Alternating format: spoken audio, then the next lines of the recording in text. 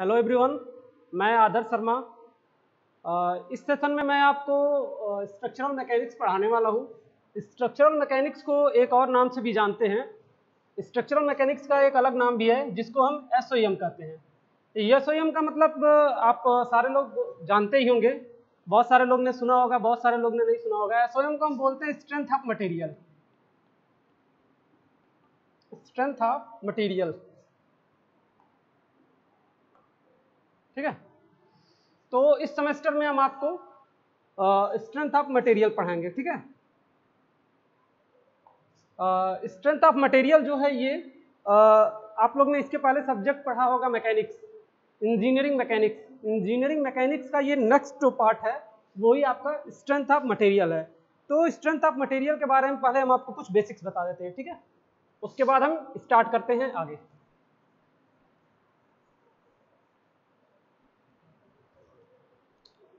तो सबसे पहले बात आता है कि स्ट्रेंथ ऑफ मटेरियल कहाँ से आया, कैसे आया, ठीक है ना। ये मतलब किस तरह से बना। तो सबसे पहले आप लोग ने साइंस पढ़ा होगा, हाई स्कूल में भी लोगों ने साइंस पढ़ा होगा, फिजिक्स पढ़ा होगा एक्चुअली। उसके बाद इंटर में भी जिन्होंने पढ़ा होगा वो फिजिक्स ही पढ़ा होगा।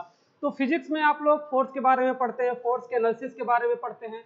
तो जब इसी को हम आगे पढ़ते हैं डिप्लोमा में या बीटेक में, तो उसी सब्जेक्ट को हम मैकेनिक्स के नाम से पढ़ते हैं, ठीक है। तो मैकेनिक्स यहाँ पे आप सारे लोग ने पढ़ा होगा, ठीक है। तो मैकेनिक्स यहाँ पे आप सारे लोगों ने पढ़ा होगा। मैकेनिक्स यहाँ पे आप सारे लोग ने पढ़ा होगा। मैकेनिक्स होता क्या है मेनली? मैकेनिक्स क्या है? ये एक साइंस की ब्रांच है जो फोर्स और फोर्स के इफेक्ट को मेजर करती है।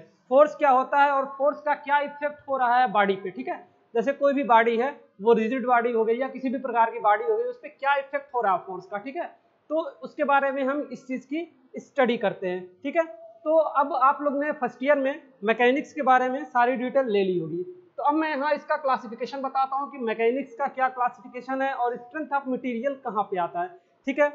तो जैसे कि हमने इसका डिफिनेशन बताया कि ये साइंस की एक ब्रांच है और ये डील करती है फोर्स और effect of force on body. Body पे फोर्स का क्या इफेक्ट हो रहा है, ये इस चीज को डील करती है। तो अगर हम इसको डिवाइड करते हैं तो ये 3 भागों में डिवाइड होता है, पहला, दूसरा और तीसरा। 3 अलग अलग भागों में ये डिवाइड होते हैं। पहला जो है उसको बोलते हैं मैकेनिक्स ऑफ रिजिड बॉडी।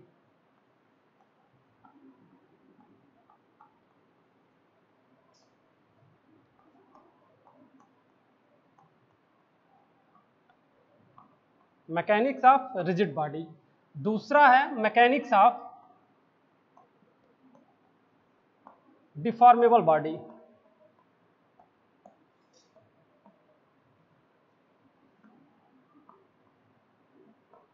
और जो तीसरा होता है वो है मैकेनिक्स ऑफ फ्लूइड।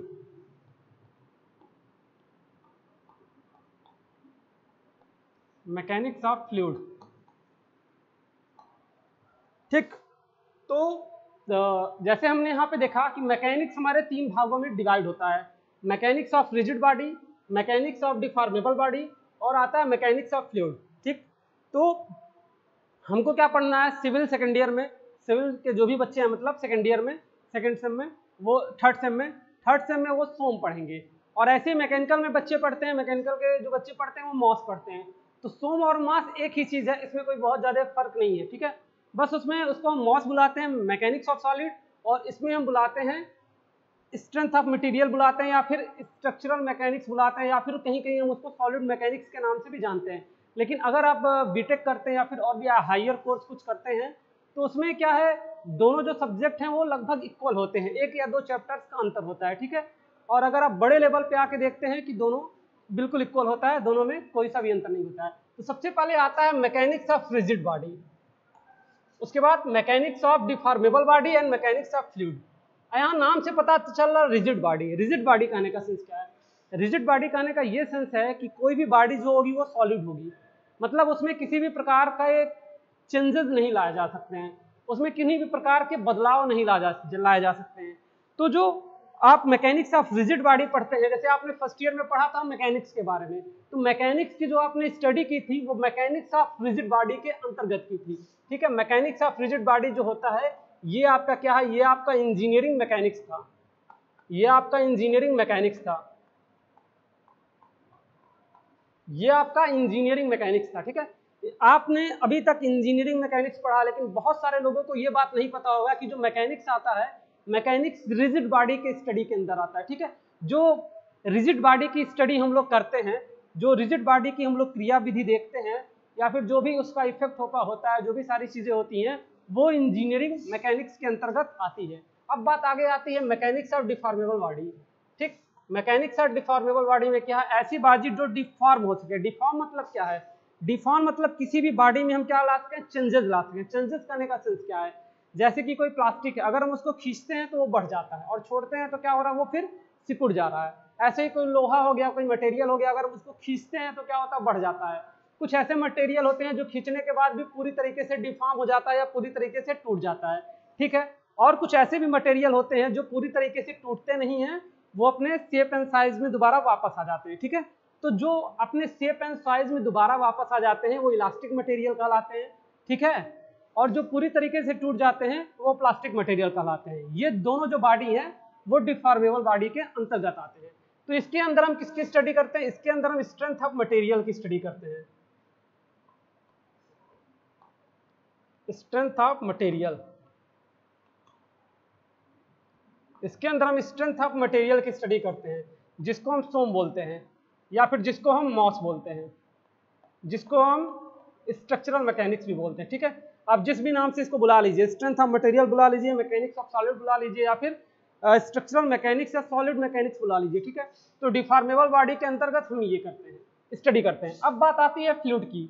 तो आप लोग सेकेंड ईयर में, सिविल सेकेंड ईयर के जो भी बच्चे हैं, वो सेकेंड ईयर में एक और सब्जेक्ट पढ़ेंगे, HHM।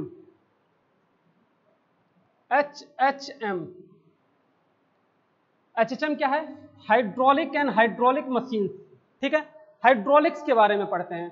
हाइड्रोलिक्स कहने का सेंस क्या है, जब भी हमारे मुंह से हाइड्रोलिक शब्द निकलता है तो हाइड्रोलिक शब्द जो है वो फ्लूइड को प्रदर्शित करता है। तो यहाँ अगर हम बात करें तो फ्लूइड में हमारा क्या आ जाता है, फ्लूइड में हमारा लिक्विड प्लस गैस, ये दो चीज फ्लूइड में हमारा आता है, ठीक है। फ्लूइड की कैटेगरी में ये दो चीजें आती हैं। तो अगर हम इस बात करते हैं मैकेनिक्स ऑफ फ्लूइड की, तो मैकेनिक्स ऑफ फ्लूइड में हम HHM पढ़ेंगे, हम HHM की स्टडी करते हैं। HHM मतलब क्या है, अभी हमने जस्ट आपको बताया है। HHM का मतलब होता है फ्लूइड मैकेनिक्स या फिर हाइड्रोलिक्स, ठीक है। तो यहाँ पे आप HHM लिख सकते हैं, या तो अगर आप चाहें तो इसका पूरा नाम फ्लूइड मैकेनिक्स भी लिख सकते हैं,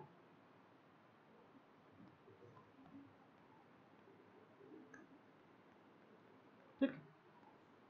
तो इस तरह से ये जो चीजें हैं ये तीन अलग अलग कैटेगरी में डिवाइड होती है। एक बार आप इसको पूरा अच्छे से देख सकते हैं, ठीक है। इस तरह से ये तीन अलग अलग कैटेगरी में डिवाइड हो गया। पहला क्या है, मैकेनिक्स ऑफ रिजिड बॉडी, जिसके अंदर हम मैकेनिक्स की स्टडी कर चुके हैं।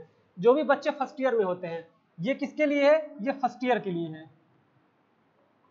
फर्स्ट ईयर में ऑलरेडी आपने इसकी स्टडी कर रखी है। ये वाला जो पार्ट है इसकी स्टडी आप किस में करेंगे, सेकेंड ईयर में करेंगे। और ये जो है इसकी स्टडी भी आप क्या करेंगे, इसकी स्टडी आप सेकेंड ईयर में करेंगे। प्लस कुछ जो चीजें हैं वो आप थर्ड ईयर में भी पढ़ेंगे। कुछ चीजें हैं, कुछ ऐसे सब्जेक्ट्स हैं जो वाटर से रिलेटेड है, हाइड्रोलिक से रिलेटेड है, उसको आप क्या करेंगे, उसको सेकेंड ईयर में पढ़ेंगे, और कुछ थर्ड ईयर में पढ़ेंगे। तो इस तरीके से इसका क्लासिफिकेशन है जो कि काफी ज्यादा इंपॉर्टेंट है, ठीक है। बहुत सारे लोग, बहुत सारे बच्चे हैं जो पूरा का पूरा मैकेनिक्स पढ़ के खत्म कर देते हैं, लेकिन अगर उनसे पूछा जाए कि मैकेनिक्स में आपने क्या पढ़ा, ठीक है, मैकेनिक्स में आप किन किन चीजों की स्टडी किए, किन किन चीजों को समझें, तो वो उसको आसानी से नहीं बता पाएंगे। इसी वजह से सबसे पहले मैंने आपको मैकेनिक्स का क्लासिफिकेशन बताया, रिजिड बॉडी के बारे में बताया, डिफॉर्मेबल बॉडी के बताया, और फ्लूइड के बारे में बताया। अभी हम इन बॉडियों की दोबारा इसका हम डिस्कशन करेंगे कि बॉडी क्या होता है, और इसमें जो भी सारी चीजें हैं ये क्या होती हैं, हम इनका फिर से अभी स्टडी करेंगे नेक्स्ट टाइम, ठीक है।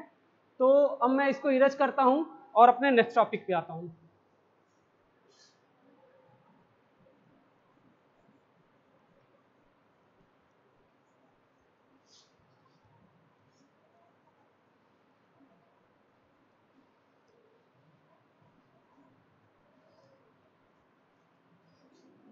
ठीक है, अब हम आपको एक चीज बता देते हैं। जैसे कि मैंने आपको अभी तो बता दिया कि स्ट्रेंथ ऑफ मटेरियल क्या है, स्ट्रेंथ ऑफ मटेरियल क्या है और ये किसके अंतर्गत आता है, ये बता दिया। लेकिन मैं इसके पहले आपको, मैं स्ट्रेंथ ऑफ मटेरियल स्टार्ट करने से पहले मैं आपको पहले इसका सिलेबस दिखा दूं। किसका सिलेबस क्या क्या है, कौन सा पार्ट हमारे लिए ज़्यादा इंपॉर्टेंट है, कौन सा पार्ट हमारे लिए टफ है, कौन सा पार्ट हमारे लिए आसान है, जिससे कि आपको ये कंफर्म हो जाए कि हमको किन चीज़ों पे कितना समय देना पड़ेगा। जैसे कुछ बच्चे होते हैं पूरे एग्जाम भर नहीं पढ़ेंगे और एग्जाम आ जाएगा तो अचानक परेशान हो जाते हैं। तो एक्चुअली इससे क्या होता है, इससे उनको ये चीज़ कंफर्म रहेगा कि ऐसे कौन से पार्ट्स हैं जो एग्जामिनेशन में ज़्यादा पूछे जाते हैं, जो एग्जामिनेशन में कम पूछे जाते हैं, ऐसे कौन से चैप्टर्स हैं जिनको हम कम से कम समय में अच्छे ढंग से तैयार कर सकते हैं, और कुछ ऐसे भी इसमें टॉपिक्स हैं जो कि कम समय में आप तैयार करके अच्छा नंबर पा सकते हैं, और कुछ ऐसे भी हैं कि जो काफ़ी टफ हैं। तो हम सबसे पहले इसके आते हैं सिलेबस पे, ठीक है ना। इसके हम सिलेबस पे आते हैं, सिलेबस 1 बाय 1 हम देखेंगे।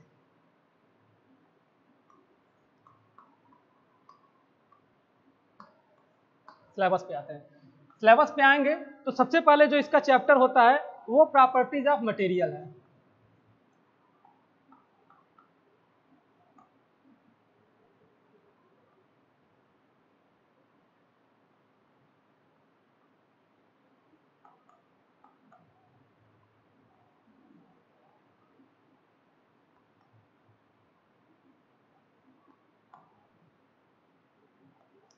पहला चैप्टर जो है वो प्रॉपर्टीज ऑफ मटेरियल है।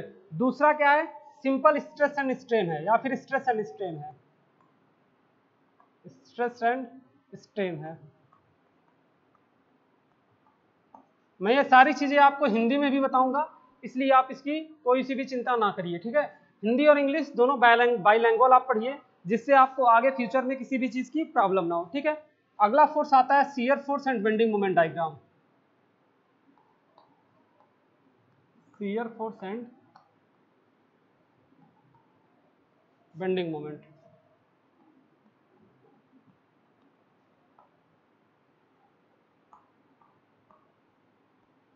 Shear force and bending moment diagram अगला हमारा चैप्टर आता है, ठीक है। उसके बाद हम क्या पढ़ते हैं, उसके बाद चौथा जो हमारा चैप्टर है वो मोमेंट ऑफ इनर्शिया है।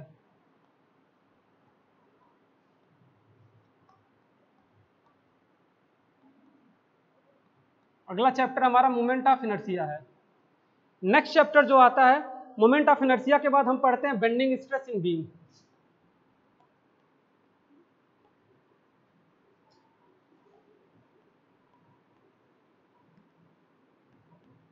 बेंडिंग स्ट्रेसेस इन बीम। नेक्स्ट चैप्टर जो पढ़ते हैं वो हम बीम के बारे में ही हम पढ़ते हैं, लेकिन हम वहां पे क्या पढ़ते हैं, शियर स्ट्रेसेस के बारे में पढ़ते हैं, ठीक है।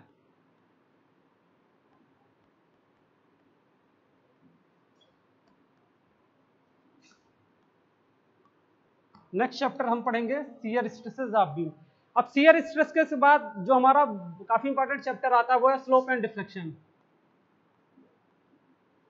Slope and deflection, slope and deflection. आठवां जो चैप्टर हमारा आता है, आठवां चैप्टर है हमारा column and strut. Column and strut. नौवां और जो हमारा सबसे लास्ट चैप्टर है वो होता है ट्रसेस, या फिर एनालिसिस ऑफ ट्रसेस।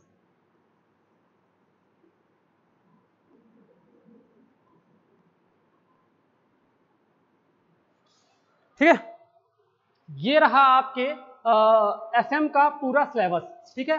एसएम का ये क्या है, पूरा सिलेबस है। स्ट्रक्चरल मैकेनिक्स का ये आपका पूरा सिलेबस रहा।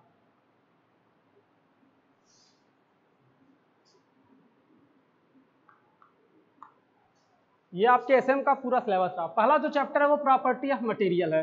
प्रॉपर्टी ऑफ मटेरियल मतलब क्या है, पदार्थों के जो गुण धर्म होते हैं, पदार्थों के गुण धर्म होते हैं। मतलब इस एसएम में हम जो भी पदार्थ पढ़ेंगे वो लगभग कुछ पदार्थ उसमें रिजिड होते हैं, मतलब मैक्सिमम पदार्थ जो होते हैं वो डिफॉर्मेबल होते हैं। अब डिफॉर्मेबल के अंदर काफी सारी चीजें आ जाती हैं, ठीक है। तो जितने भी टाइप्स के डिफॉर्मेबल मटेरियल होते हैं उन सब की स्टडी हम प्रॉपर्टीज ऑफ मटेरियल में करेंगे, कि जो प्रॉपर्टी हम जो मटेरियल हम यूज कर रहे हैं उसकी क्या प्रॉपर्टी है, ठीक है। उसके बाद हमारा आता है स्ट्रेस एंड स्ट्रेन। कुछ बच्चों ने पहले से स्ट्रेन और स्ट्रेस पढ़ रखा होगा। इंटर में आप लोग ने पढ़ा होगा प्रतिबल एवं विकृति। प्रतिबल एवं विकृति आपने पहले पढ़ चुका होगा। प्रतिबल एवं विकृति क्या होती है, जिन बच्चों ने हाई स्कूल से डायरेक्ट आया है शायद उन्होंने ना पढ़ा हो, लेकिन जो बच्चे इंटरमीडिएट करके आए हैं वो काफ़ी आसानी से पढ़ेंगे। फिर आता है shear force and bending moment. Shear force and bending moment भी आप मैकेनिक्स में ऑलरेडी पढ़ चुके हैं। ये क्या है, ये आपने मैकेनिक्स में ऑलरेडी पढ़ चुका है। बात करते हैं स्ट्रेस एंड स्ट्रेन और इसकी, तो मैकेनिक्स में आपने तीनों पढ़ रखा है। Moment of inertia, moment of inertia भी हल्का फुल्का पहले मैकेनिक्स में था, अभी मुझे आइडिया नहीं है कि मैकेनिक्स में है कि नहीं है, पहले के सिलेबस में होते थे। तो moment of inertia next chapter है। मोमेंट ऑफ इनर्शिया को हम हिंदी में बोलते हैं जड़त्व आघूर्ण। फिर भी इंटर में आप लोग ने पढ़ा होगा, हाई स्कूल में भी पढ़ा होगा मोमेंट ऑफ इनर्शिया क्या है। हम यहाँ उसका एक्सप्लेनेशन देखेंगे, यहाँ उसका हम एक बड़ा फॉर्म देखेंगे, उसके ऊपर न्यूमेरिकल्स और सारी चीजें देखेंगे। उसके बाद नेक्स्ट जो चैप्टर आता है वो आता है bending stress in beam. Bending stress का मतलब होता है धरनों में नमन प्रतिबल, धरनों में नमन प्रतिबल, ये चैप्टर। उसके बाद आता है कर्तन प्रतिबल, धरनों में कर्तन प्रतिबल। स्लोप एंड डिफ्लेक्शन आता है। स्लोप एंड डिफ्लेक्शन को हम बोलते हैं धरण के ढलान तथा विक्षेप, ठीक है। स्लोप डिफ्लेक्शन मतलब धरण के ढलान तथा विक्षेप। ढलान क्या है, ढलान को हम स्लोप बोलते हैं और विक्षेप को हम डिफ्लेक्शन बोलते हैं। कॉलम स्ट्रट आता है, इसका हिंदी में नाम यही है, कॉलम और स्ट्रट। कॉलम स्ट्रट हिंदी में बोलते हैं। एनालिसिस ऑफ ट्रस, ट्रस को हम कैंची बोलते हैं, ठीक है। कैंचियों का विश्लेषण या फिर एनालिसिस ऑफ ट्रस, इसके बारे में भी स्टडी करेंगे, ठीक है ना। अब ट्रस के बारे में भी आप लोग ने, मुझे जहां तक लगता है, ट्रस के बारे में, कॉलम के बारे में, इन दोनों चीज के बारे में स्टडी मैकेनिक्स में कर रखी होगी। तो अगर हम टोटली बात करते हैं तो पहला ये, दूसरा ये, तीसरा ये, और कॉलम के बारे में थोड़ा सा चौथा, पांचवा इसका। तो मतलब इसमें से आप कुछ पार्ट्स ऐसे हैं कि जो आप ऑलरेडी मैकेनिक्स में स्टडी कर चुके हैं, ठीक है। लेकिन यहाँ पे आपको जीरो से लेके बताया जाएगा। यहाँ से जो भी चीजें मैं आपको पढ़ाऊंगा वो बिल्कुल बेसिक से होंगी, ठीक है। जिसको मैकेनिक्स का यम भी नहीं आता है वो भी बच्चा अगर यहाँ पे क्लास करता है तो किसी भी प्रकार की कोई दिक्कत नहीं होगी। बस ये है कि आप लोग वीडियोज को रेगुलर देखिए, ठीक है ना। जो भी वीडियोज आते हैं उनको रेगुलर देखिए, और अगर कोई चीज़ समझ में नहीं आता है तो मेरी कही गई बातों को ध्यान से सुनिए, उसको रिवाइज करके सुनिए, 2 बार सुनिए, 3 बार सुनिए, 4 बार सुनिए। और अगर फिर भी कोई दिक्कत होता है तो आप हमसे कांटेक्ट कर सकते हैं, इसके बहुत सारे तरीके हैं, ठीक है। अब बात आती है कि इनमें सबसे इंपॉर्टेंट चैप्टर, चलिए ये हम बात करते हैं कि सबसे पहले इसमें ऐसे कौन से चैप्टर हैं जो काफ़ी अच्छे और काफ़ी आसान है। तो सबसे पहले हम बात करते हैं प्रॉपर्टीज ऑफ मटेरियल की। प्रॉपर्टीज ऑफ मटेरियल जो है ये काफ़ी आसान चैप्टर है और इससे बहुत बेसिक चीज़ें पूछी जाती हैं। दूसरा आता है stress and strain, most important chapter है स्ट्रेस एंड स्ट्रेन। जिन चीज़ों पे मैं स्टार बना रहा हूँ ये इंपॉर्टेंट है, आप इसको नोट डाउन करिएगा। स्ट्रेस एंड स्ट्रेन क्या है, ये काफ़ी इंपॉर्टेंट चैप्टर हमारे लिए, क्योंकि इसका जो एप्लीकेशन है वो स्ट्रेंथ ऑफ मटेरियल में आप लास्ट यूनिट तक यूज करते आएंगे। उसके बाद आता है one of the very most important chapter, ठीक है। स्ट्रेंथ ऑफ मटेरियल का सबसे इंपॉर्टेंट चैप्टर ये है shear force and bending moment, जिसको शॉर्टकट में बोलते हैं एसएफडी-बीएमडी। आपने मैकेनिक्स में इसको पढ़ा होगा, आपको अंदाजा लगा होगा, ठीक है। एसएफडी-बीएमडी काफ़ी आसान चैप्टर है और काफ़ी ज़्यादा ईजी है, ठीक है। लेकिन अगर आपको आसानी से समझ में आ जाए तो काफ़ी इजी चैप्टर है, लेकिन कुछ बच्चे होते हैं कि उनको दिक्कत होती है इसमें, ठीक है। लेकिन यहाँ पे मैं आपको कई सारे तरीके बताऊंगा एसएफडी-बीएमडी सॉल्व करने के लिए, आपको किसी भी प्रकार की कोई दिक्कत नहीं होगी, किसी भी प्रकार का कोई सा भी बीम दे दे, ठीक है। उसके बाद आता है मोमेंट ऑफ इनर्शिया, ठीक है। अब बात आती है, मैं आपको नंबरिंग बता दिया, ये जो था प्रॉपर्टीज ऑफ मटेरियल, यहाँ से ज्यादा नहीं आता है, 3-4 नंबर का पूछा जाता है, 2 या 3 नंबर का यहाँ से पूछते हैं। यहाँ से मैं आगे लिख दे रहा हूँ, यहाँ से ज्यादा नहीं, 2 से 3 नंबर का पूछा जाता है। स्ट्रेस एंड स्ट्रेन का ले लें तो यहाँ से 4 से लेके 8 नंबर तक पूछ सकता है। 4 से लेके 8 नंबर नहीं, मैं 8 ज्यादा ही हो गया, 4 से लेके 5 नंबर का पूछेगा, उससे ज्यादा नहीं पूछेगा। एसएफडी-बीएमडी की हम बात करें तो ये 10 से लेके 15 नंबर तक एसएफडी-बीएमडी में आता है। ये सबसे बड़ा चैप्टर और सबसे अच्छा चैप्टर है, ठीक है। उसके बाद आता है moment of inertia. Moment of inertia में भी बहुत ज्यादा नहीं पूछता है, 4 से लेके 8 नंबर तक मोमेंट ऑफ इनर्शिया में पूछ सकता है, ठीक है। ये भी इंपॉर्टेंट चैप्टर है, इंपॉर्टेंट है, ठीक है। अभी मैं इसके बाद बताऊंगा कौन सा चैप्टर टफ है कौन सा नहीं है, अभी मैं इंपॉर्टेंट के बारे में बता रहा हूँ। उसके बाद आता है बेंडिंग स्ट्रेस एंड बीम और शियर स्ट्रेस एंड बीम।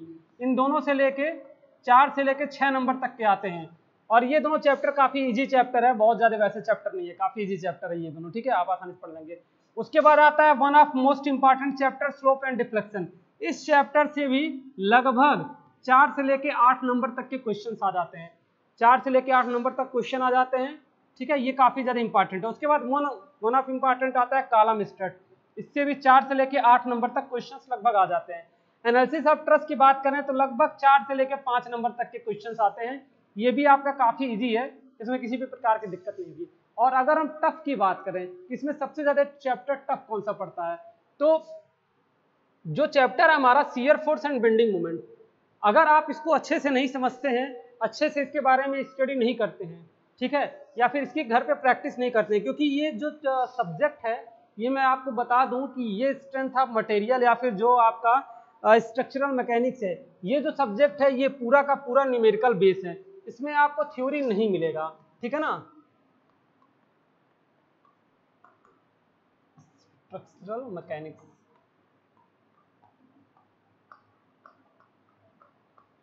ठीक है, स्ट्रक्चरल मैकेनिक्स में आपको थ्योरी बहुत कम मिलेगा। पहले चैप्टर में आपको कुछ बेसिक्स थ्योरी मिल जाएंगी जो थ्योरी एग्जाम में पूछी जाती हैं। स्ट्रेस स्ट्रेन में भी कुछ थ्योरी मिल जाएंगी जो आपको पूछी जा सकती हैं, नहीं भी पूछी जा सकती हैं। शियर फोर्स और बेंडिंग मोमेंट में भी कुछ थ्योरी है, लेकिन न्यूमेरिकल पोर्शन बहुत ज्यादा है, इसमें भी न्यूमेरिकल पोर्शन है। अब इन सारे चैप्टर्स में आपको न्यूमेरिकल मिलेंगे। एक थ्योरी अगर हम माने तो थ्योरी वाला सिर्फ हमारा ये पहला जो चैप्टर है ये थ्योरी का है। पहले चैप्टर को छोड़ के बाकी ये जितने भी चैप्टर्स आते हैं, बाकी ये जितने भी चैप्टर्स हैं, ये सब क्या है, ये सब न्यूमेरिकल बेस्ड है। ये सब क्या है, न्यूमेरिकल बेस्ड है, ये न्यूमेरिकल बेस्ड है। और ये वाला क्या है, ये थोड़ा सा थ्योरी बेस्ड है। ये क्या है, थ्योरी बेस्ड है,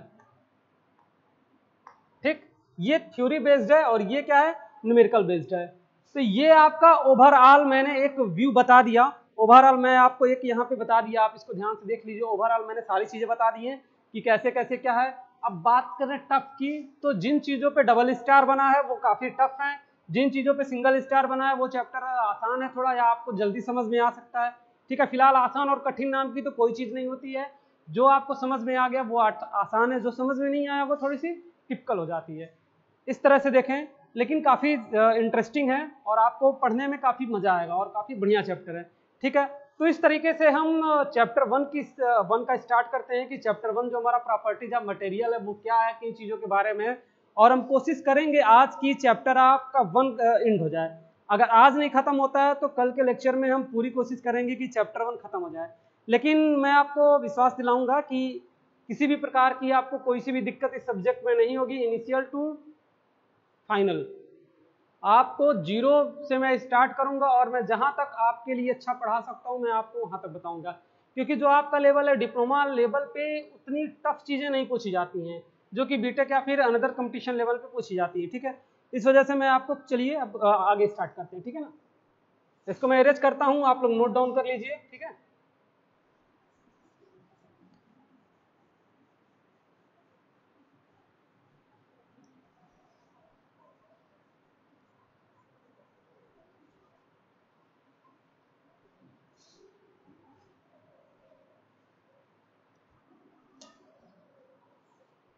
सॉरी,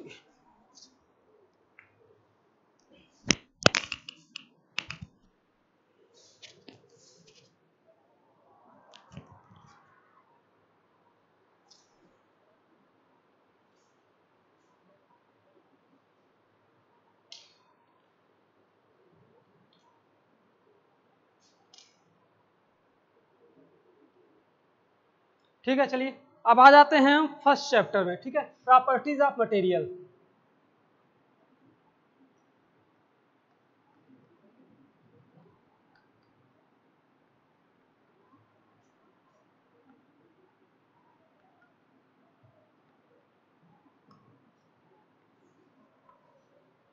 प्रॉपर्टीज ऑफ मटेरियल, ठीक है ना, ये आपका चैप्टर 1 हो गया, ठीक है, चैप्टर 1।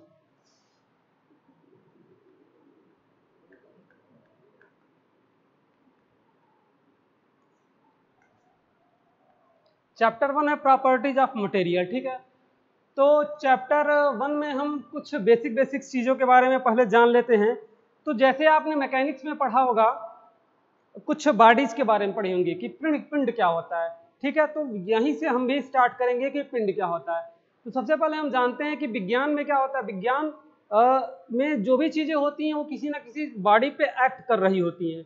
अब जो बॉडी होती है वो हमारी कई सारी प्रकार की बॉडी हो सकती है, ठीक है। तो मेनली अगर कोई बॉडी होता है या कोई पिंड होता है, तो वो मेनली कुछ प्रकार के होते हैं, उनके प्रकार हम लिखते हैं। तो सबसे पहले हम आपको लिखते हैं कि बॉडी क्या होता है। बॉडी को हम पिंड बोलते हैं, ठीक है, बॉडी को हम पिंड बोलते हैं। तो बॉडी क्या होता है, कोई भी चीज़ है, जैसे कोई फोर्स है या स्ट्रेस हो गया, वो किसी चीज़ पे एक्ट करता है, तो जिस चीज़ पे वो एक्ट कर रहा है वो हमारा क्या कहलाता है, वो हमारा पिंड कहलाता है, या फिर वो हमारी बॉडी कहलाती है। वो बॉडी ठोस भी हो सकती है, छड़ भी हो सकती है, प्लेट भी हो सकती है, पहिया भी हो सकता है, स्तंभ भी हो सकता है, या कोई चीज़ हो सकता है। स्ट्रेंथ ऑफ मटेरियल में या फिर स्ट्रक्चरल मैकेनिक्स में जो चीज़ें हम स्टडी करेंगे वो मटेरियल के बारे में ही टोटल करेंगे, ठीक है ना। तो सबसे पहले आती है बॉडी की बात। तो बॉडी जो होता है वो मेनली हमारा बॉडी 3 टाइप से बॉडी हमारा डिवाइड होता है, ठीक है। पहली जो हमारी बॉडी होती है वो रिजिड बॉडी होती है।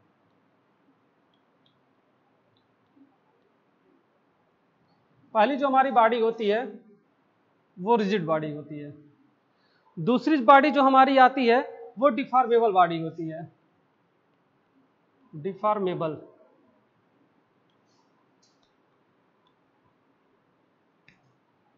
ठीक है, रिजिड बॉडी हो गया, डिफॉर्मेबल बॉडी हो गया, ये दो तरह से बॉडी आता है, ठीक है। अब जो डिफॉर्मेबल बॉडी होता है इसको हम दो तरीके से डिवाइड कर सकते हैं, ठीक है। डिफॉर्मेबल मतलब वो डिफॉर्म हो सकता है, ठीक है। तो इसमें दो चीजें आ जाती हैं, अगर हम डिफॉर्मेबल की बात करें तो डिफॉर्मेबल में फिर दो तरीके से चीजें आ जाती हैं। पहला होता है इसमें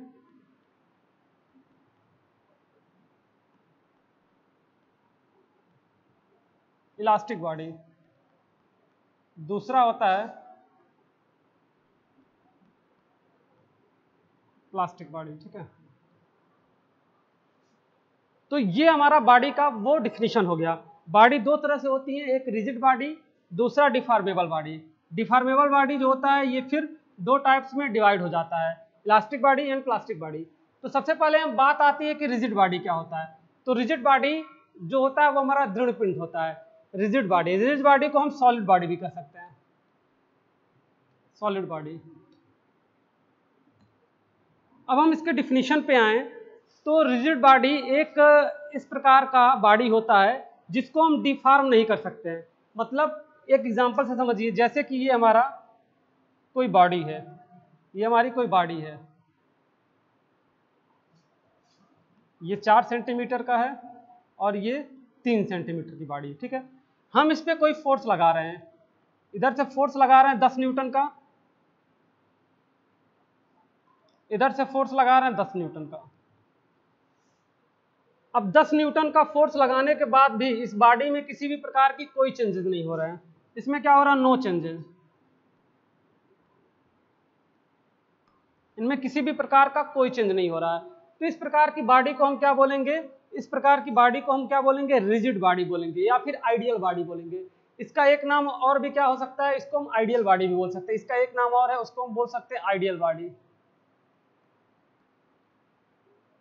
इसको हम आइडियल बॉडी नाम से बोल। आइडियल क्यों बोले, आइडियल इसलिए बोले क्योंकि आइडियल जो केस होता है वो स्टैंडर्ड केस होता है, उसमें बॉडी पे फोर्स जीरो होता है, बॉडी पे स्ट्रेस जीरो होता है, किसी भी चीजों का इफेक्ट जो है वो बॉडी पे जीरो होता है। यानी बॉडी जो होती है वो बिल्कुल रिजिड होती है या सॉलिड होती है, ठीक है। तो जो रिजिड बॉडी होती है या सॉलिड बॉडी होती है या आइडियल बॉडी होती है, इनमें किसी भी प्रकार के जो फोर्स होते हैं उनका इफेक्ट नहीं वर्क करता है। ये बॉडी पूरी तरीके से क्या होती है, इनमें किसी भी प्रकार का चेंज नहीं होता है। नो चेंज का मतलब नो डिफॉर्मेशन, नो डिफॉर्मेशन,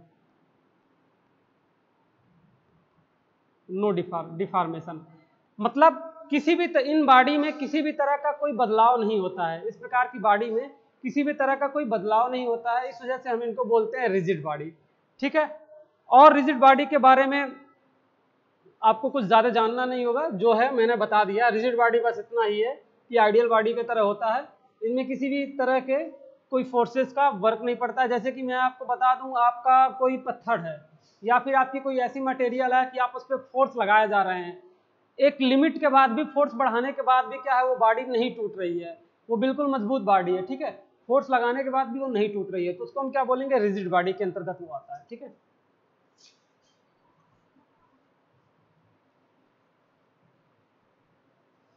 तो ये आपका हो गया रिजिड बॉडी। अब आगे हम बात करते हैं डिफॉर्मेबल बॉडी की।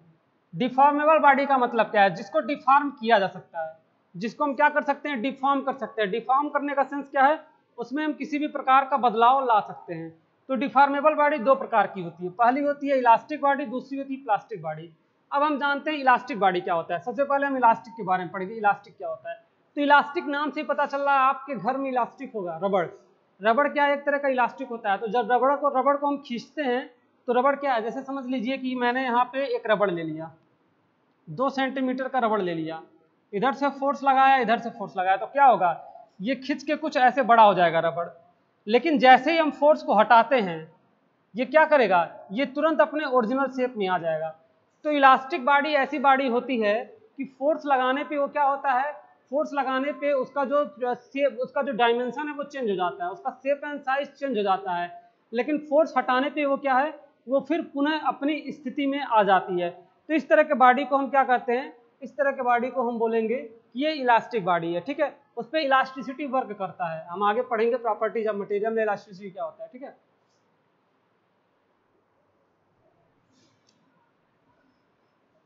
ठीक। तो इलास्टिक बॉडी आप समझ गए होंगे, काफी आसान था। इलास्टिक बॉडी आपने समझ लिया होगा। इलास्टिक बॉडी क्या होता है, ऐसी बॉडी जिसपे फोर्स लगाने पे उसका शेप और साइज चेंज हो जाए, लेकिन जैसे हम फोर्स को हटाते हैं वो पुनः अपने शेप में चला है, उसको हम क्या बोलेंगे, रिजिड बॉडी। जैसे आप पेन के एग्जांपल से समझ सकते हैं, लिखो फिको पेन या कोई सा पेन ले लीजिए, आप पेन को बेंड करेंगे तो क्या होगा, पेन बेंड हो जाएगा, लेकिन जैसे ही फोर्स हटाते हैं पेन क्या होगा, पुनः अपनी स्थिति में आ जाएगा। जैसे कि मैं आपको एक एग्जांपल दे दूं, ये मेरा आईडी कार्ड है, देखिए आईडी कार्ड क्या है, ये काफी ज्यादा फ्लेक्सिबल है। देखिए मैं इसमें फोर्स लगा रहा हूं तो ये देखिए फ्लेक्स कर जा रहा है, ये देखिए आप, ये फ्लेक्स कर रहा है, लेकिन जैसे ही हम फोर्स को हटाते हैं ये क्या करेगा, ये फिर पुनः अपने ओरिजिनल शेप में आ जाएगा। ठीक है, तो इस तरह की जो बॉडी होती है, ये बॉडी क्या कहलाती है, डिफॉर्मेबल बॉडी के अंतर्गत ये आता है, सॉरी इलास्टिक बॉडी के अंतर्गत आता है। अब बात आती है कि प्लास्टिक बॉडी क्या होता है। प्लास्टिक बॉडी मतलब इसमें क्या है, इसमें जो डिफॉर्मेशन हो रहा है, इलास्टिक बॉडी में जो डिफॉर्मेशन हो रहा है वो कैसा है, वो टेम्पोररी है। इसमें क्या हो रहा है, डिफॉर्मेशन टेम्पोररी हो रहा है, टेम्पोररी डिफॉर्मेशन।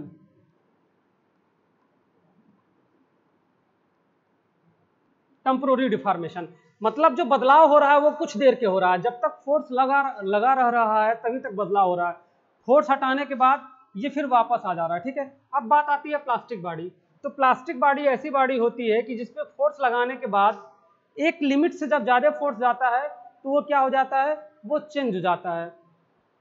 ठीक है, एक लिमिट से जब ज्यादा हम फोर्स लगा देते हैं तो वो क्या हो जाता है, वो चेंज हो जाता है, फिर वह पुनः क्या होगा, अपने शेप में वापस नहीं आ पाएगा। जैसे कि अभी हमने आपको पेन का ही एग्जांपल बताया, तो पेन को आप क्या करिए, पेन को आप एक लिमिट से जब ज्यादा मोड़ देंगे, जैसे ये पेन है, आप यहां से उसको क्या कर रहे हैं, मोड़ रहे हैं, लेकिन जब एक लिमिट से ज्यादा मोड़ देंगे तो पेन क्या है, इस तरह का टेढ़ा हो जाएगा। फिर इसको आप कितना भी सीधा करेंगे ये अपने शेप में नहीं आएगा। आप अगर इसको सीधा भी करना चाहें तो हल्का सा ये इस तरह से टेढ़ा रहेगा। या तो आप किसी एक स्टील का एग्जांपल लें, ये मेरा स्टील है, स्टील को मैंने लिया और यहाँ से मैंने क्या किया, इसको मोड़ दिया, तो स्टील कुछ इस तरह का हो जाएगा, ये डिफॉर्म कर जाएगा। और अगर हम फोर्स हटा लें तो भी ये डिफॉर्म ही किया रहेगा, ये अपने ओरिजिनल शेप में नहीं आएगा तब तक जब तक कि हम इसको खुद इस शेप में ना लाएं, इस सीधे शेप में ना लाएं, सीधा ना करें। ठीक है, तो इस तरह की जो बॉडी होती है वो हमारी प्लास्टिक बॉडी होती है। प्लास्टिक बॉडी में क्या होता है, जो बॉडी होता है वो प्लास्टिसिटी में चली जाती है, वो प्लास्टिक एज में चली जाती है। ठीक है, जिससे कि वो पुनः वापस नहीं आ पाती है, मतलब जो इसमें बदलाव होता है वो बदलाव हमेशा के लिए हो जाता है। तो जो इलास्टिक बॉडी था इसमें क्या हो रहा था, डिफॉर्मेशन जो हो रहा था वो टेम्पोररी हो रहा था, कुछ देर के लिए हो रहा था, लेकिन इसमें क्या है, इसमें परमानेंट डिफॉर्मेशन होता है। इसमें क्या है, परमानेंट डिफॉर्मेशन हो रहा है। इसमें डिफॉर्मेशन कैसा हो रहा है, परमानेंट डिफॉर्मेशन हो रहा है। ठीक है, तो कुछ इस तरीके की चीज रही बॉडी के बारे में। मैंने आपको बता दिया कि पिंड क्या होता है, रिजिड बॉडी होती है, रिजिड बॉडी में कोई भी चेंजेस नहीं होती है। फिर आता है डिफॉर्मेबल बॉडी, डिफॉर्मेबल में पहला आता है इलास्टिक बॉडी। इलास्टिक बॉडी में चेंज तब तक ही रहता है जब तक फोर्स लगा रहता है, फोर्स हटने के बाद वो अपने ओरिजिनल शेप साइज में आ जाता है। फिर आती है प्लास्टिक बॉडी। प्लास्टिक बॉडी में क्या होती है, जो डिफॉर्मेशन होता है वो परमानेंट होता है। अगर एक बार हमने फोर्स लगा दिया और बॉडी में बदलाव हो गया तो बदलाव हुआ ही रहेगा, फिर वो बदलाव वापस नहीं आएगा। ठीक है, तो इस तरीके से कुछ चीजें रही। अब हम आगे आपको बताते हैं प्रॉपर्टीज के बारे में। ठीक है, कि प्रॉपर्टीज क्या क्या होती हैं। तो एक सेकेंड बता रहा हूं मैं आपको, चाक ले लूं।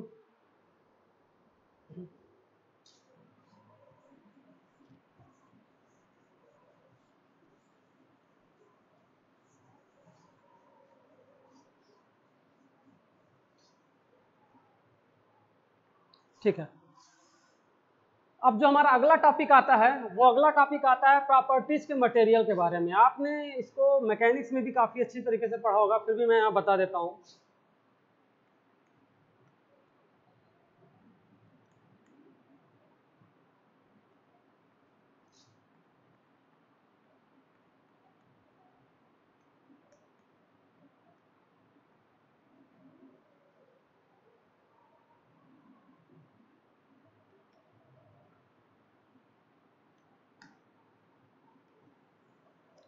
अब जो हमारा अगला टॉपिक है वो है mechanical properties of materials. Materials जो होते हैं इनकी मैकेनिकल प्रॉपर्टी क्या है। मैकेनिकल प्रॉपर्टी कहने का सेंस क्या है, इसका यांत्रिक गुण क्या क्या है, यांत्रिक गुण धर्म इनमें क्या क्या है। तो सबसे पहले हम देखेंगे कि जैसे कि कोई सा भी मशीन बनता है या कोई सा भी स्ट्रक्चर बनता है तो उसमें क्या है, बहुत सारे कंपोनेंट्स लगे होते हैं और वो कंपोनेंट्स कुछ लोहे के होते हैं, कुछ स्टील के बने होते हैं, कुछ एलॉय होते हैं, कुछ और भी चीज़ें होती हैं। तो उनकी अलग अलग प्रॉपर्टी होती है, तो उनके कुछ अलग अलग प्रॉपर्टीज पाए जाते हैं। उन्हीं प्रॉपर्टीज के बारे में हम क्या करेंगे, उन्हीं प्रॉपर्टी के बारे में हम पढ़ेंगे कि अगर कोई बॉडी है उस पर हम फोर्स लगाते हैं तो उसका इफेक्ट क्या होगा, ठीक है ना। या फिर अगर हम उसको खींचते हैं तो क्या इसका इफेक्ट होगा, टेंशन लगाते हैं तो क्या होगा, या उसको हम कंप्रेस कर रहे हैं तो उस पर क्या होगा। तो सबसे पहले हम पढ़ते हैं कि प्रत्यास्थता क्या होता है या इलास्टिसिटी क्या होती है, ठीक है। सबसे पहला टॉपिक इसमें आता है कि इलास्टिसिटी क्या होती है।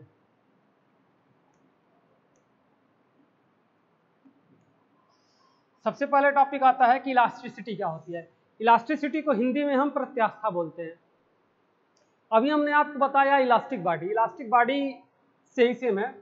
इसी प्रॉपर्टी के नाते जो इलास्टिक जो बॉडी होता है उसके शेप एंड साइज में वो आ पाता है, ठीक है। इलास्टिसिटी एक ऐसी प्रॉपर्टी है जिसके द्वारा कोई जो बॉडी होती है वो अपने स्टेज में जाने का विरोध करती है। मतलब जैसे कि आपको जबरदस्ती कहीं भेजा जाए और आप ना जाना चाहें, सेम वही केस है ये, ठीक है। आप ना जाना चाहें तो आप क्या करेंगे, आप वापस अपने ही स्टेज में वापस आप आना चाहेंगे। तो सेम ये चीज़ कह रहा है इलास्टिसिटी में क्या हो रहा है कि कोई सी जो बॉडी है वो अपने आकार में जो डिफॉर्मेशन हुआ है, जो विरूपण हुआ है, उसका क्या करता है, विरोध करता है, ठीक है। इसीलिए वो क्या है, अपने शेप में वापस आ जाता है, ठीक है। अपने शेप में वो क्या आ जाता है, वापस आ जाता है। तो इस तरह की जो प्रॉपर्टी होती है वो इलास्टिसिटी कहलाती है। एग्जाम्पल के तौर पे मैं आपको बता दूं,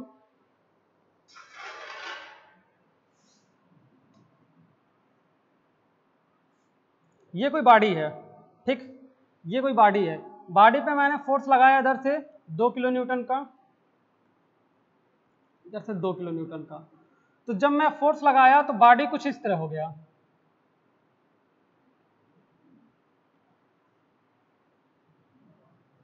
क्योंकि बॉडी कंप्रेस होगी। बॉडी कंप्रेस होगा तो इसकी लेंथ क्या होगी, सॉरी इसकी विड्थ क्या होगी, ये इंक्रीज होगी। अगर इस वाले फेस को हम स्ट्रेच कर रहे हैं तो ये वाला फेस हमारा क्या होगा, अपलिफ्ट होगा, ठीक है। लेकिन जैसे ही हम फोर्स हटाते हैं, जैसे हम 2 किलो न्यूटन का फोर्स रिलीज कर देते हैं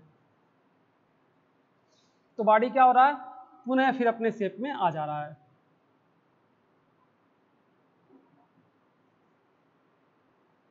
पुनः क्या कर रहा है, ये अपने शेप में आ जा रहा है। यही प्रॉपर्टी हमारी क्या कहलाती है, इलास्टिसिटी कहलाती है, ठीक है। ये प्रॉपर्टी क्या कर रही थी कि इसको इस स्टेज में जाने से रोक रही थी, इसका विरोध कर रही थी। ये कह रही थी कि आप इस स्टेज में मत जाओ, इस स्टेज में नहीं जाने दे रही थी। तो इसीलिए इस प्रॉपर्टी को हम बोलते हैं इलास्टिसिटी बोलते हैं।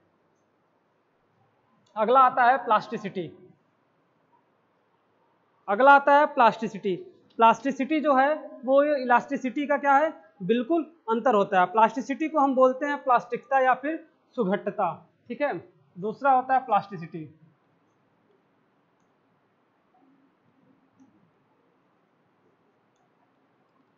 प्लास्टिसिटी क्या है, सेम इसका अपोजिट है। इलास्टिसिटी में क्या हो रहा था, ये एक ऐसी प्रॉपर्टी थी जिसमें बॉडी क्या था, बॉडी अपने शेप में फिर से वापस आ जा रहा था। लेकिन प्लास्टिसिटी में क्या होता है कि जो इसका आकार होता है वो टेम्पोररी ना होके परमानेंट रूप से वो अपने शेप में क्या हो जाता है, चेंज हो जाता है। तो अभी मैंने आपको प्लास्टिक बॉडी बताया है, प्लास्टिक बॉडी में जो प्रॉपर्टी होती है वो प्लास्टिसिटी की होती है, जिसकी वजह से बॉडी क्या होता है, परमानेंट उस शेप में डिफॉर्म हो जाता है। ठीक है, तो मैं आपको एक एग्जांपल से भी बता देता हूं। ये कोई बॉडी है, मैंने इस पे फोर्स लगाया, फोर्स लगाने के बाद क्या होगा, ये बॉडी परमानेंट इस शेप में चेंज हो जाएगा। अब अगर हम फोर्स को हटा भी लेते हैं तो ये वाला जो शेप है ये इसमें वापस नहीं आ पाएगा, वो उसका शेप ये हो जाएगा। तो ये हमारा क्या होता है, ये हमारी प्लास्टिसिटी हो गई। आगे आती है डक्टिलिटी। डक्टिलिटी को हम तन्यता बोलते हैं। डक्टिलिटी, डक्टिलिटी हमारी ऐसी प्रॉपर्टी है जिसमें हम किसी भी पदार्थ को खींच के वायर्स के फॉर्म में बदल सकते हैं, वायर्स के फॉर्म में बदल सकते हैं, या फिर पीट के उसको हम वायर्स के फॉर्म में बदल सकते हैं। जैसे कि कोई हमारा सॉफ्ट मेटल, जैसे कि आपने बबल गम का एग्जांपल ले लें। आप बबल गम खाते हैं ना, तो बबल गम खाने के बाद कुछ लोग क्या करते हैं, अगर हम उसको खींचते हैं तो क्या होगा, वो एक पतले तार के रूप में आ सकता है। तो बबल गम को हम कह सकते हैं कि बबल गम क्या है, बहुत ज़्यादा डक्टाइल है, बहुत ज़्यादा सॉफ्ट है, बहुत ज़्यादा डक्टाइल है, उसको हम एक तार के फॉर्म में चेंज कर सकते हैं। ठीक है, और भी बहुत सारी चीज़ें हैं। एग्जाम्पल अगर हम आपको बताना चाहें तो एग्जाम्पल में इसमें आप ले सकते हैं डक्टिलिटी में, जैसे कि आपका एल्युमिनियम हो गया। एल्युमिनियम को हम वायर्स के फॉर्म में, क्योंकि एल्युमिनियम के तार आते हैं, एल्युमिनियम को वायर के फॉर्म में बदल सकते हैं, कापर को बदल सकते हैं, जो हमारा सोना होता है, गोल्ड, गोल्ड को भी हम बदल सकते हैं। तो ये सब क्या होते हैं, ये सब डक्टाइल मटेरियल होता है। आप देखते हैं कि जो चांदी होता है, चांदी भी, सिल्वर भी हमारा क्या है, सिल्वर डक्टाइल मटेरियल है, क्योंकि कानों में पहनने के लिए या फिर बहुत सारे टाइप के मतलब गहने आते हैं, ज्वेलरी आती हैं, जिन जैसे सोने हो गए, सोने के बने आते हैं, चांदी के बने आते हैं। ठीक है, कुछ आर्टिफिशियल भी होते हैं जो कॉपर या फिर अलग अलग मटेरियल्स का बना आता है, जो भी समथिंग।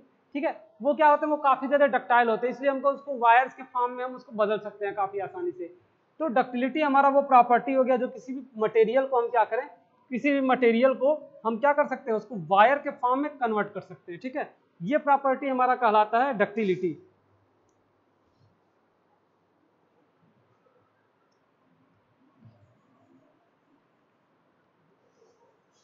अगली जो हमारी प्रॉपर्टी आती है, अगली प्रॉपर्टी हमारी आती है ब्रिटलनेस की। ठीक है,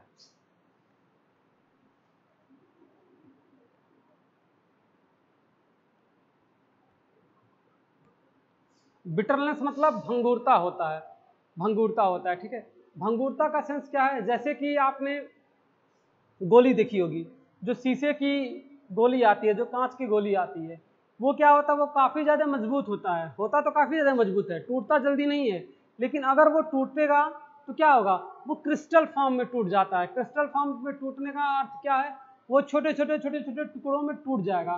तो उसी को हम क्या बोलते हैं, ब्रिटल बोलते हैं। ठीक है, ब्रिटल में क्या है, ये डक्टिलिटी का उल्टा होता है, डक्टिलिटी का उल्टा होता है। डक्टिलिटी में क्या है कि मटेरियल जो होता है वो काफ़ी ज़्यादा सॉफ्ट होता है, ठीक है, जिसको हम वायर्स के फॉर्म में चेंज कर सकते हैं। लेकिन ब्रिटलनेस में ऐसा क्या होता है कि वो मटेरियल जो होता है वो बिल्कुल भी सॉफ्ट नहीं होता है। उस पर हल्का सा भी चोट लगाने से क्या मतलब उस पर जब चोट लगता है उस मटेरियल पे, तो क्या होता है, वो चोट लगने पे या फिर किसी खराबी के उत्पन्न होने पे वो छोटे छोटे भाग में टूट जाता है। मतलब उसमें क्या होती है, उसमें डक्टिलिटी की काफ़ी ज़्यादा कमी होती है और उसमें मैलिएबिलिटी की काफ़ी ज़्यादा कमी होती है। ठीक है ना, वो उस मटेरियल में डक्टिलिटी उसकी कम होती है, मतलब डक्टिलिटी का ही अपोजिट होता है। ठीक है, अब हम आगे आप पांचवा पढ़ते हैं कि पांचवा टफनेस क्या होता है।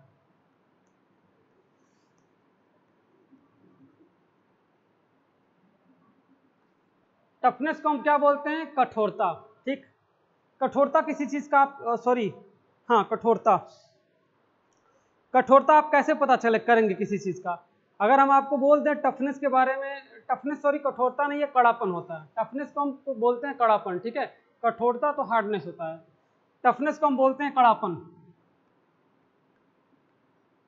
कड़ापन या फिर चीमड़पन, चीमड़पन। ठीक है, तो आप किसी भी चीज का कड़ापन या चीमड़पन कैसे पता करेंगे, तो इसको पता करने के लिए हम क्या करते हैं, किसी भी बॉडी पे इंपैक्ट लोड लगाते हैं, इंपैक्ट लोड।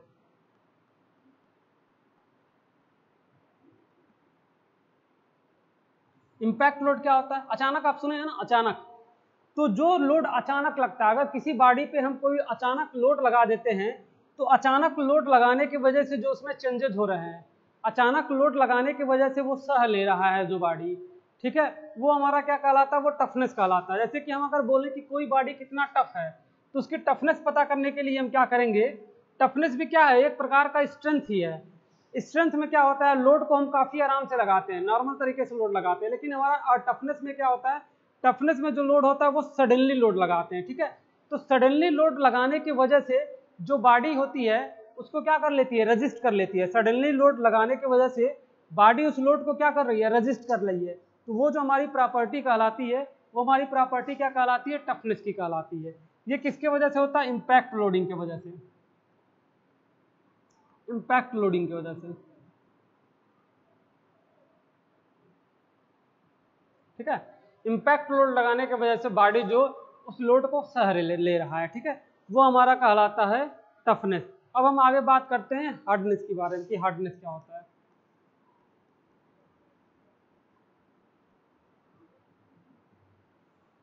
हार्डनेस को हम क्या बोलते हैं, कठोरता बोलते हैं। तो आप बोलते हैं ना कि अरे यार ये तो मटेरियल बहुत कठोर है, तो आप कैसे पता करते हैं कठोर है। जैसे कि ये बोर्ड है, नाखून से हम स्क्रैच कर रहे हैं, हो रहा नाखून से स्क्रैच नहीं, हमारा नाखून स्क्रैच हो जाएगा।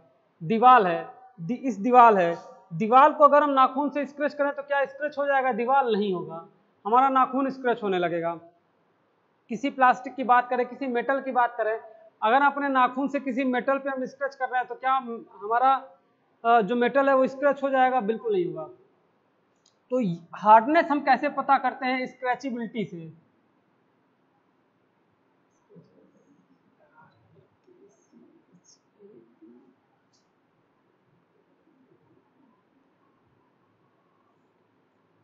अगर किसी मटेरियल पे हम स्क्रैच करते हैं, स्क्रैच करते हैं यानी खुरसते हैं, तो अगर वो मटेरियल स्क्रैच हो जा रहा है आसानी से तो हम वो बोलेंगे कि वो जो मटेरियल है वो हार्ड नहीं है। और अगर कोई ऐसा मटेरियल है जो बिल्कुल भी स्क्रैच नहीं हो रहा है तो हम उसको क्या बोलेंगे, वो कम हार्ड है। जैसे हम आपको बोल दें कि एक आप यहाँ पे क्या ले लीजिए, टिम्बर ले लीजिए या वुड ले लीजिए या आप पेंसिल ले लीजिए। एक आप यहाँ पे क्या करिए, पेंसिल ले लीजिए, पेंसिल लकड़ी से बना होता है। और एक आप क्या कर लीजिए, लोहे का रॉड ले लीजिए, लोहे का रॉड ले लीजिए। अब रॉड को आप पेंसिल पर जब स्क्रैच करेंगे तो क्या होगा, पेंसिल स्क्रैच हो जाएगा। तो इससे क्या पता हो रहा है, इससे ये पता हो रहा है कि जो हमारा पेंसिल है ये हमारा कम हार्ड है। लेकिन जो हमारा रॉड है, अगर हम पेंसिल को रॉड पे स्क्रैच करें, पेंसिल को रॉड पे स्क्रैच करते हैं तो क्या रॉड स्क्रैच हो जाएगा, कतई नहीं, बिल्कुल भी नहीं होगा। क्योंकि रॉड जो है हमारा, रॉड हमारा ज़्यादा हार्ड है, पेंसिल हमारा क्या है, कम हार्ड है। तो हार्डनेस का ये एक प्रॉपर्टी है जिससे हम पता करते हैं चीज़ों के बारे में। हार्डनेस के लिए अलग अलग टेस्ट भी आते हैं, जैसे कि होता है रॉकवेल हार्डनेस।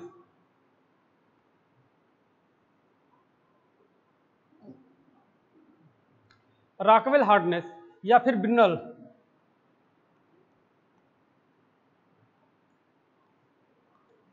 ठीक है। इन दो चीजों से हम हार्डनेस किसी चीज की पता कर सकते हैं, जिसको हम आगे आपको बताएंगे, ठीक है। आगे प्रैक्टिकल्स में आप ये सारी चीजें पढ़ेंगे, ठीक है।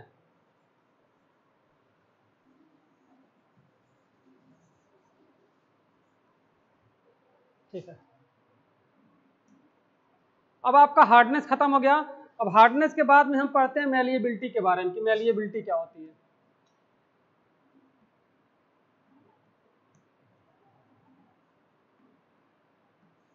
मैलिएबिलिटी की जो हिंदी होती है, मैलिएबिलिटी को हिंदी में हम कठोरता कहते हैं, ठीक है ना। मैलिएबिलिटी एक ऐसी प्रॉपर्टी होती है कि अगर हम किसी बॉडी को पीटें, बॉडी को हम क्या करें, पीट के एक प्लेट के फॉर्म में चेंज कर सकें। ये कोई बॉडी है, अगर हम बॉडी पे चोट लगा रहे हैं, बॉडी पे हम क्या कर रहे हैं, चोट लगा रहे हैं, आप फोर्स लगा रहे हैं, तो बिना क्रैक हुए, बॉडी बिना क्रैक हुए एक प्लेट की फॉर्म में चेंज हो जाए, एक प्लेट की फॉर्म में चेंज हो जाए, तो ये हमारा प्रॉपर्टी क्या कहलाता है, मैलिएबिलिटी कहलाता है। जैसे कि आप लोग ने देखते हैं, आप लोग ब्लैक स्मिथ या लोहार की दुकान पे देखे होंगे या फिर बहुत सारे जगह आप वर्कशॉपों में देखे होंगे कि मेटल को हम क्या करते हैं, मेटल को पीट पीट के पतली चादर के फॉर्म में बदलते हैं या पतली सीट के फॉर्म में बदलते हैं। तो वो जो प्रॉपर्टी होती है वो मैलिएबिलिटी की कहलाती है। ठीक है, उसको हम क्या बोलते हैं, उसको हम मैलिएबिलिटी बोलते हैं या फिर हम उसको कटुयता कहते हैं। ठीक है, तो जैसे कि इसमें एग्जाम्पल आपका आ जाएगा, इसमें आपका सोने का एग्जाम्पल आ जाएगा, चांदी का एग्जाम्पल आ जाएगा, पीतल का एग्जाम्पल आ जाएगा, एल्यूमिनियम का एग्जाम्पल आ जाएगा आपका, इसमें आयरन का बहुत सारे आयरन जो होते हैं, आयरन नहीं आप स्टील का एग्जाम्पल ले सकते हैं, और भी कई सारी चीजों का इसमें एग्जाम्पल आ जाएगा। ठीक है, अब अगला हम पढ़ते हैं स्टिफनेस के बारे में। स्टिफनेस क्या होता है?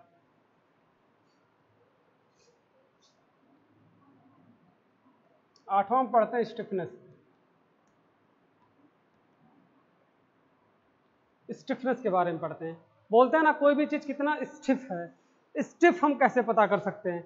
स्टिफ पता करने के लिए क्या करते हैं, ये पदार्थ का एक ऐसा गुण होता है ना जिसके कारण जो पदार्थ होता है वो बाहरी बल लगने के कारण क्या होता है, विक्षेप उत्पन्न करता है। विक्षेप का मतलब क्या होता है? डिफ्लेक्शन।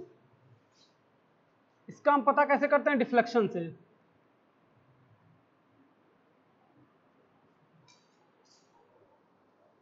इसका पता हम कैसे कर सकते हैं? डिफ्लेक्शन का। कोई मटेरियल कितना स्टिफ है कितना स्टिफ नहीं है, जैसे कि ये कोई मटेरियल है, इसकी स्टिफनेस हमको पता करनी है, तो अगर हम बाहरी लोड लगाते हैं, इस पर लोड लगाएं और अगर ये मटेरियल डिफ्लेक्ट नहीं हुआ, डिफ्लेक्ट का मतलब ये है, ये पॉइंट बी है, ये पॉइंट ए है, अगर ये मटेरियल क्या है, डिफ्लेक्ट नहीं हुआ, ये मटेरियल अगर डिफ्लेक्ट नहीं हुआ, ऐसे का ऐसे ही रह गया, तो हम बोलेंगे ये मटेरियल क्या है, काफी ज्यादा स्टिफ है।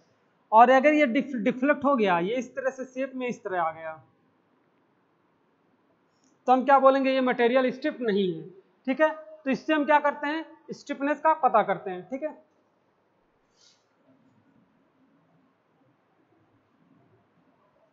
चलिए नेक्स्ट टॉपिक पे आते हैं। नेक्स्ट टॉपिक जो हमारा है वो है टेनासिटी। टेनासिटी क्या होता है? टेनासिटी का सेंस क्या है, किसी बॉडी पे अगर हम टेंशन लगाते हैं, ठीक है, टेंशन फोर्स लगाते हैं, टेंशन फोर्स लगाने के बाद उस बॉडी में क्या चेंजेज हो रहे हैं, टेनासिटी का मतलब होता है दृढ़ता। ठीक है ना, तो जैसे हमारा कोई मेंबर है, मैं एक कॉलम ले लेता हूं और कॉलम पे हम क्या करते हैं, 10 किलो न्यूटन का एक्सियल फोर्स लगाते हैं। ठीक, 10 किलो न्यूटन का एक्सियल फोर्स लगाते हैं हम दोनों साइड से, अप साइड से भी एंड डाउन साइड से भी। ये अप साइड हो गया और ये डाउन साइड हो गया। दोनों साइड से हम क्या कर रहे हैं, 10-10 किलो न्यूटन का लोड लगा रहे हैं। ठीक है ना, 10-10 किलो न्यूटन का जब हम लोड लगा रहे हैं तो हम ये देखेंगे कि बॉडी में क्या चेंजेस हो रहा है। टेनासिटी का सेंस क्या है, जैसे टेंशन का नाम आया ना, टेंशन से ही टेनासिटी आपका बना है, दृढ़ता। टेंशन फोर्स लगाने के बाद वो कितना दृढ़ है, वो कितना उसको रोक ले रहा है। ठीक है ना, तो उसको हम क्या बोलते हैं, उसको हम टेनासिटी बोलते हैं। मतलब अगर वो पदार्थ नहीं टूट रहा है, वो खराब नहीं हो रहा है, तो उसको हम बोलेंगे उसकी टेनासिटी काफी अच्छी है। अगर वो पदार्थ क्या हो रहा है, फोर्स लगाने पे वो बकल कर जा रहा, वो टेढ़ा हो जा रहा है, तो हम उसको क्या बोलेंगे, इसकी टेनासिटी अच्छी नहीं है। ठीक है ना, ठीक है। अब अगले टॉपिक पे हम आते हैं। टेनासिटी के बाद हम पढ़ते हैं कि फ्लेक्सिबिलिटी क्या होता है। फ्लेक्सिबिलिटी टेनासिटी का उल्टा होता है।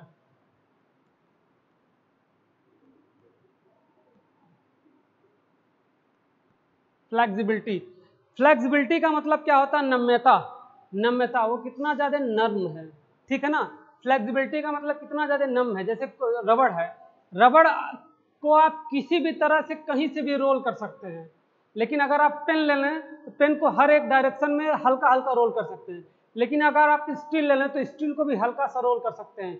लेकिन अगर आप टाइटेनियम की राड ले लें तो टाइटेनियम की राड बिल्कुल भी टेढ़ी नहीं होगी। ठीक है ना, तो फ्लेक्सिबिलिटी कहने का सेंस क्या है कि एक मटेरियल की ऐसी प्रॉपर्टी है जो क्या है, जो बिना टूटे एक चाप में चेंज हो सके, एक आर्क में चेंज हो सके। जैसे कि ये कोई मटेरियल है, तो मटेरियल पे हम क्या कर रहे हैं, लोड लगा रहे हैं, तो ये बिना टूटे, बिना ब्रेक हुए किसी एक चाप में क्या है, किसी एक चाप में या फिर किसी एक आर्क में, आर्क को ही चाप कहते हैं, आर्क या चाप में ये क्या है, बहुत आसानी से ये चेंज हो सके। ठीक है ना, तो इसको हम क्या बोलेंगे, ये मटेरियल हमारा जो कहलाएगा, ये हमारा ये जो प्रॉपर्टी हमारा कहलाएगा वो फ्लेक्सिबिलिटी कहलाएगा।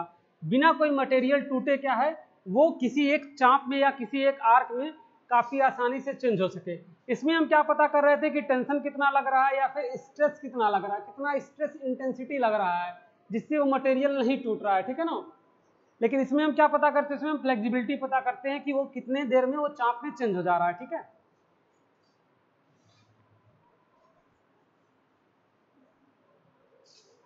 ठीक है। लास्ट हमारा टॉपिक आता है इसमें कि फटीग क्या होता है।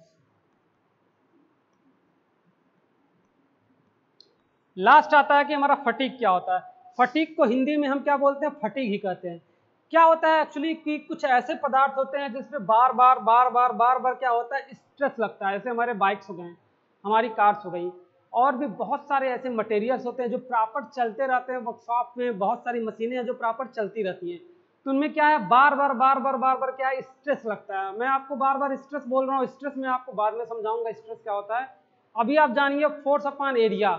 स्ट्रेस होता है फोर्स अपॉन एरिया, कितने एरिया पे, मतलब पर यूनिट एरिया पे जितना फोर्स लगता है वही हमारा स्ट्रेस कहलाता है। ठीक है, तो किसी मटेरियल पे जब बार बार स्ट्रेस लगता है तो मटेरियल क्या करता है, एक प्रतिरोधकता, ठीक है, मटेरियल की जो सहने की क्षमता है उसकी कुछ कमी आ जाती है, उसमें प्रतिरोधकता की कुछ कमी आ जाती है, रेजिस्टेंस की कुछ कमी आ जाती है, जिसको हम क्या बोलते हैं, जिसको हम फटीग बोलते हैं। कहने के लिए ये हमारा एक सर्कुलर शाफ्ट है, इस पे बार बार क्या हो रहा है, बार बार स्ट्रेस लग रहा है। सिग्मा को स्ट्रेस से हम डिनोट करते हैं, बार बार इस पे क्या हो रहा है, स्ट्रेस लग रहा है। Stress is equal to force upon area. इस पे क्या है, बार बार स्ट्रेस लग रहा है। तो स्ट्रेस लगने की वजह से क्या होगा, इसकी ऊपर का लेयर धीरे धीरे घिसने लगेगा। जब ऊपर का लेयर घिसेगा तो इसकी थिकनेस भी कम हो जाएगी।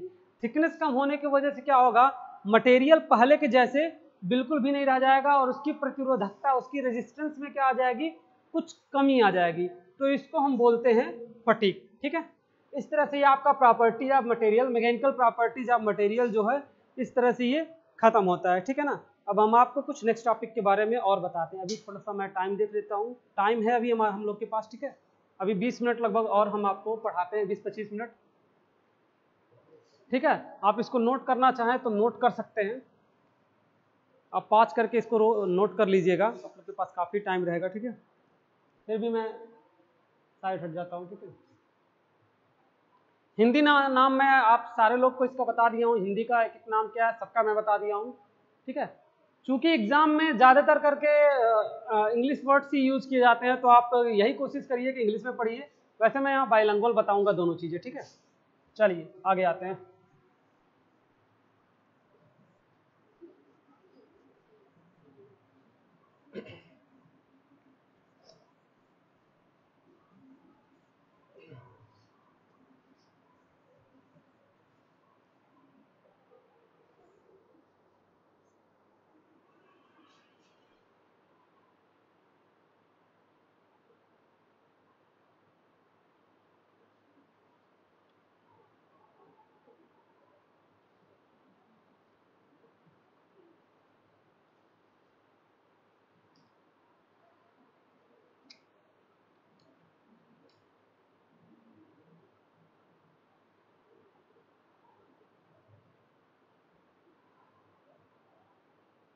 चलिए आइए, उसके बाद अब हम आपको क्या बताते हैं, कुछ और इसमें इंपॉर्टेंट चीज़ है। मैं एक बार सिलेबस देख रहा था कि आपके सिलेबस में क्या क्या चीज़ें, सिलेबस के अकॉर्डिंग ही सारी चीज़ें चल रही हैं। ठीक है, चलिए अब आपका इस तरह से, मतलब मानिए तो पहले चैप्टर में काफ़ी सारा पार्ट कंप्लीट हो गया, बस एक पार्ट और बचता है पहले में कि टेस्ट क्या क्या होते हैं। ठीक है, अभी मैंने आपको मैंने आपको सबसे पहले बॉडीज के बारे में बताया, क्लासिफिकेशन बताया, सिलेबस बताया, बॉडी के बारे में बताया। बॉडी के बारे में बताने के बाद मैंने आपको मैकेनिकल प्रॉपर्टीज बताई।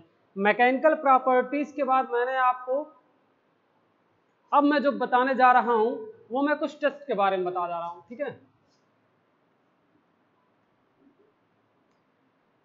टेस्ट, कुछ टेस्ट के बारे में मैं आपको बताने जा रहा हूं कि जो टेस्ट हम इसमें करते हैं। ठीक है, तो अब जैसे प्रॉपर्टीज तो बहुत सारी प्रॉपर्टीज हैं, मेटल होंगे तो मेटल के तो टेस्ट भी तो होंगे ना, कि जिससे हम पता करेंगे हाँ उनकी वैल्यू कितनी आ रही है, कितनी वैल्यू नहीं आ रही है, क्या हो रहा है क्या नहीं हो रहा, तो उनके हम वैल्यूज के बारे में भी पता करते हैं। तो सबसे पहले आता है इसमें टेंजाइल टेस्ट।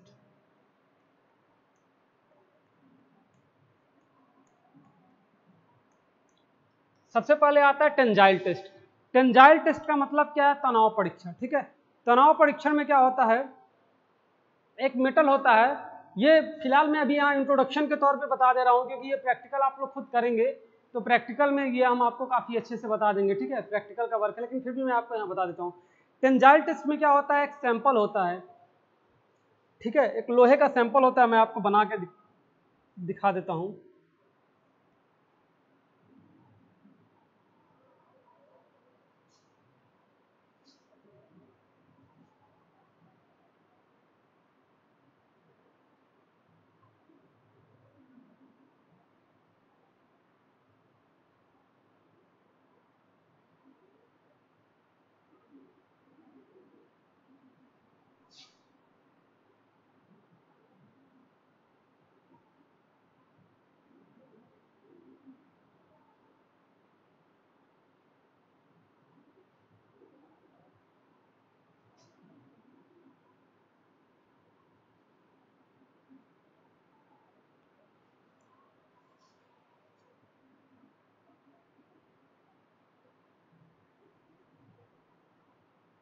इस तरह का कुछ सैंपल होता है जिसमें इसकी जो पूरी, ये पूरा होता है आपका 100 mm का, यहाँ से जो यहाँ के बीच में होती है ये आपका 80 mm होता है, या 8 सेंटीमीटर होता है, 80 mm या 8 सेंटीमीटर होता है। और जो इसकी थिकनेस होती है वो 16 की होती है, इसकी जो थिकनेस होती है वो 16 mm होती है। तो इसको करने के लिए हम क्या करते हैं, इसको करने के लिए आपको पहले कुछ बेसिक्स बताना होगा, ठीक है, इसको करने से पहले आपको हम बेसिक बताएंगे कि बेसिक क्या क्या होता है। तो टेंजाइल टेस्ट चलिए पढ़ भी लेते हैं आज, सही चल रहा है, ये आ रहा ना ऊपर, क्या हुआ, कितना बंद, 1 घंटा हो गया ना, ये आ रहा ना यहाँ पे, यहाँ तक आ रहा ये, ठीक है, तो चलने दो, थोड़ा सा और है, ठीक है। तो टेंजाइल टेस्ट में हम सबसे पहले क्या करते हैं, टेंजाइल टेस्ट को हम यूटीएम मशीन, एक होता है यूटीएम मशीन होता है, एक्चुअली मैं मंडे और ट्यूसडे नहीं आया था तो मुझे आज कवर करना है। एक यूटीएम मशीन होता है, आप लोग ने फर्स्ट ईयर में शायद इसको देखा होगा सोम लैब में, इसका नाम होता है universal testing machine.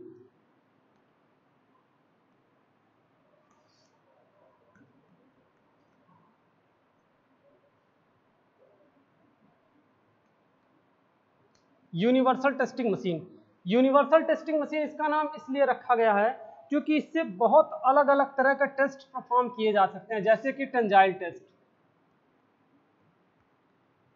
Tensile test, compressive test, ठीक, और भी काफी सारे टेस्ट होते हैं, ठीक है, इम्पैक्ट टेस्ट हो गया, और भी काफी सारे इस पे टेस्ट आते हैं जो किया जा सकता है, ठीक है।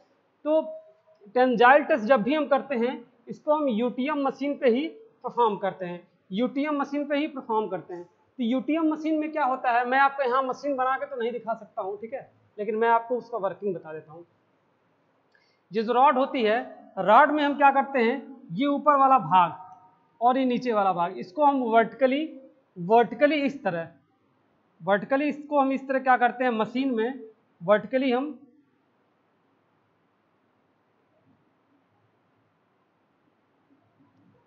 ये वाला भाग ऊपर मशीन में फिक्स हो जाता है और ये वाला भाग नीचे मशीन में फिक्स हो जाता है। उसके बाद हम क्या करते हैं, धीरे धीरे लोड अप्लाई करते हैं, धीरे धीरे लोड अप्लाई करते हैं।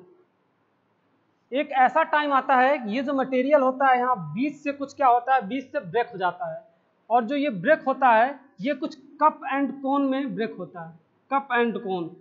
कप एंड कोन का सेंस क्या है, जैसे आप कोन देखे होंगे उसमें कप रखने की जगह होती है, तो कुछ यहाँ पे ऐसे गड्ढे होते हैं, गड्ढे यहाँ पे ऐसे कुछ गड्ढे टाइप के बन जाते हैं, कुछ कप एंड कोन शेप में ये ब्रेक होता है। तो मैं आपको ये बताऊंगा कि कप एंड कोन में कैसे होता है, फिलहाल यहाँ पे आप प्रैक्टिकल देखिए, ठीक है। तो ये यहाँ से क्या होता है, ब्रेक हो जाता है।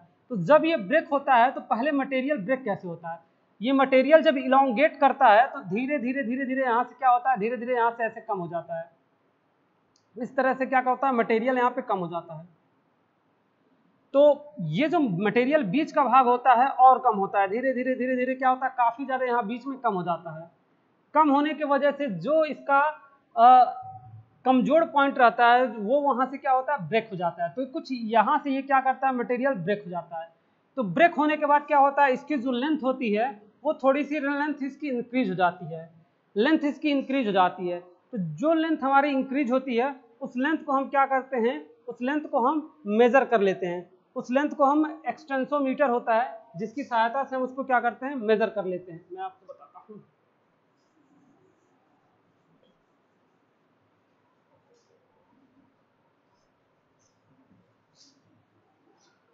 जो इसकी लेंथ इंक्रीज हुई रहती है उसको एक्सटेंसोमीटर, एक्सटेंसोमीटर से हम क्या करते हैं, उस लेंथ को हम इंक्रीज कर लेते हैं।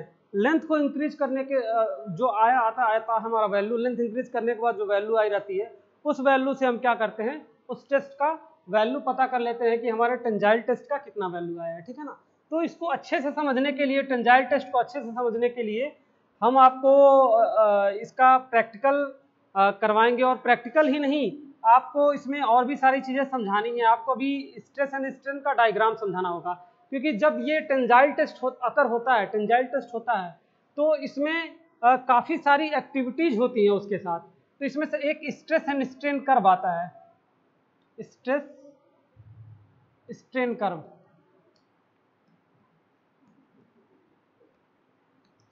इसमें स्ट्रेस और स्ट्रेन कर्व डेवलप होता है।